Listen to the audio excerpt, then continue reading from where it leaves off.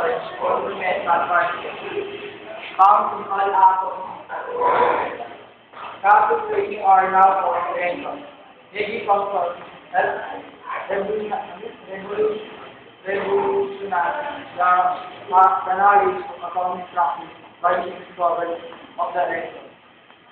This is the cathode ray that show that all elements contain electrons.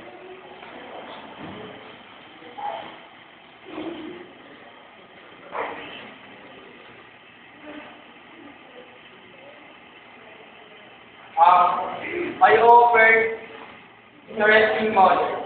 I suggest that the atoms are composed of positively charged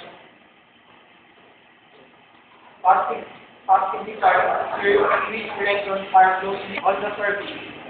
This model can be compared to the radiant breath, where rays are distributed. This is the picture. This is the this is my example.